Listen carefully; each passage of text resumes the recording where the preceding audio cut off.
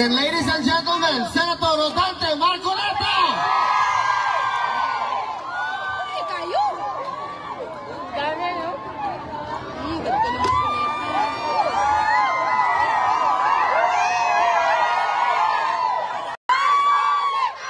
Magandang hapon po sa ating lahat.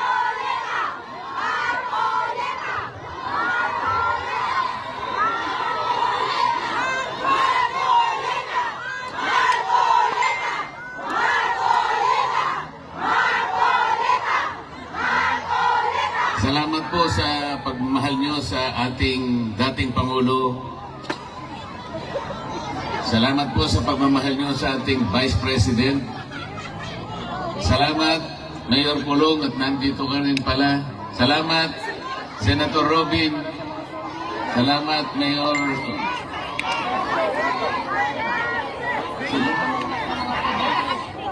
Salamat sa aking kaibigan, Atty. Vic Rodriguez.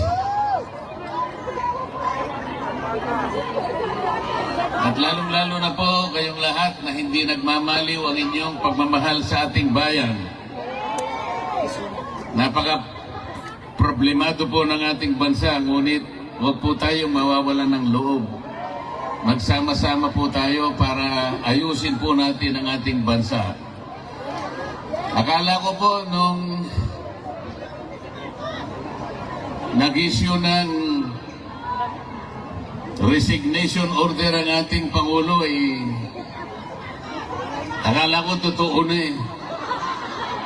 Akala ko naman yung bureaucratic reset. Kahit konti lang, naniwala ko, baka okay naman yata ito. Wala rin. Akalain mong naglagay siya ng PNP, si Torre na naman. Kilala niyo ba si General Torre?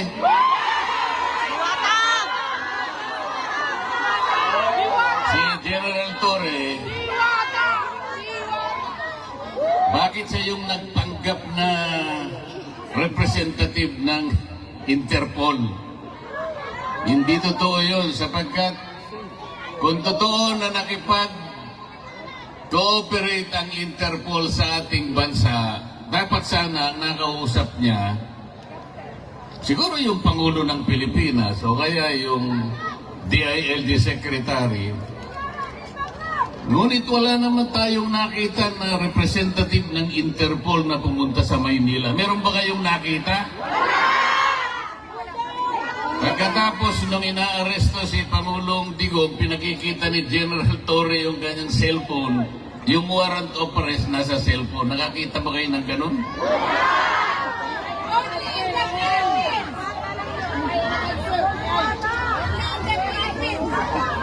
Hindi po ganun ang pagsisilbi ng warrant of arrest.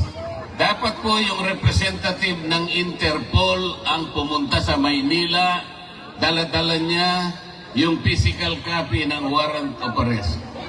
Ganon po yung paraan, hindi po pinakikita sa cellphone. Yun pong counterpart ng Interpol sa Maynila, ito yung PCTC. Ito yung executive director, nandun dapat hindi nagpakita.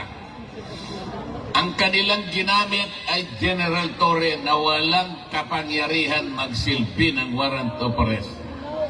Wala rin siyang kapangyarihan na bumasa ng Miranda warnings. Bakit siya na naman ang na-appoint na PNP? PNP chief. So, ang buong akala ko, pag pinagtatanggal mo, pinag-resign mo lahat, ang miyembro ng iyong gabinete, tanggalin mo na silang lahat, pumili ka na lang ng mas magaling. O hindi naman nata totoo eh. Tingnan po ninyo kung anong nangyari sa ating bansa. Yung ekonomiya natin, umirap na ng umirap ang ating bansa. Yung presyo ng bilihin hindi na maabot ng kinikita ng karaniwang manggagawa. Nag-aaway nga sa Kongreso ngayon eh. Kasi po sa taas ng bilihin, kinakailangan mag-legislate na lang na maitaas na yung sahod. 200 pesos per day, sabi ng House of Representatives. 100 pesos sabi naman ng Senado. ang tagal na magdebate. In the meantime, kawawa ang mga mamamayan. Bakit hindi na lang nilagay yung 150 pesos na lang, i-legislate na yan, pansamantala man lang, makaabot-abot man lang yung kinikita. Hirap na ang Pilipino. Pagkatapos, hindi naman niya tinanggal yung mga economic managers. Nandun pa rin ang DBM. Nandun pa rin yung NEDA, pinalitan lang ang pangalan. Nandun pa rin ang, ano ba yun? Department of Finance. DOJ! Eh anong gagawin mo? Akala ko ba ang pangit ng ating ekonomiya? Akala ko ba ayusin natin? Ba't hindi ka maglagay ng matino? Naglagay ka pagkatas, tinanggal mo pagkatas nilagay mo sa ganito. Hindi po pwede yung gano'n.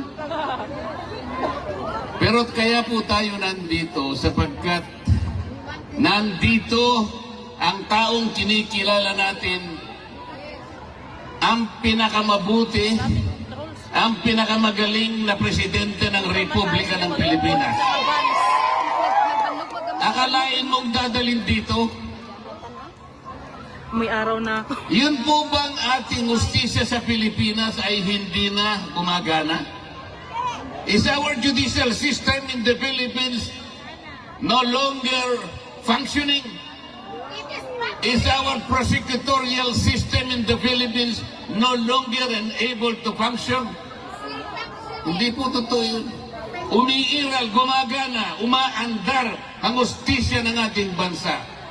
Kung nagkamali ang sinumang Pilipino, kung nagkamali halimbawa ang isang naging Pangulo, o dilitisin natin, edi husgahan natin, pero sa sarili nating patakaran, sa sarili nating batas, hindi sa batas ng ICC.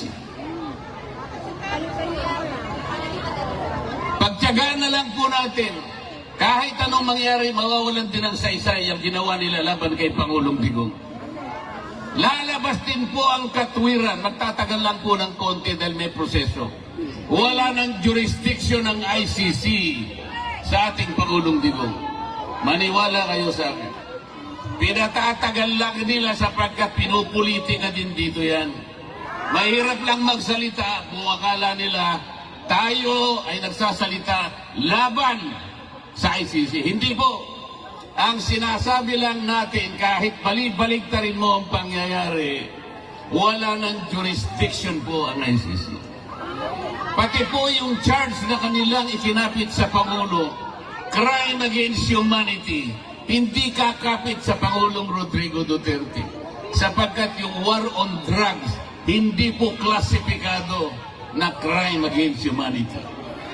Yung programa na ginawa niya is a legal, it is a regular governmental action to wipe out drug problem in our country.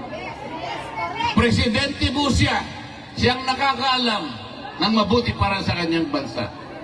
He should have been judged by the benefit, by the advantages reaped by the Filipino people from his program. He should not have been judged from the number of people who were killed along the war on drugs. May mamamatay at may mamamatay, alam naman nila yun eh. Sapagkat ang nagsusulong sa droga yung mga kriminal. Lalaban at lalaban yung mga yan. Bakit kailangan mo siyang husgahan sa bilang o sa dami ng matay? Kailangan husgahan mo ang isang programa doon sa nakinabang, milyon-milyong pamilyang nakinabang. Ngayon, bumalik na naman ang droga. Ngayon, bumalik na naman ang krimen. Kayo po ang nakakalam, ang mga kamag-anak nyo sa Maynila ang magsasabi sa inyo, bumalik na naman ang problema ng ating bansa. Kasi po, wala naman silang gustong gawin para ayusin. Salamat po sa inyong lahat. Alam ko po, isa po ako sa inyong ibinoto para maging senador ng ating bansa.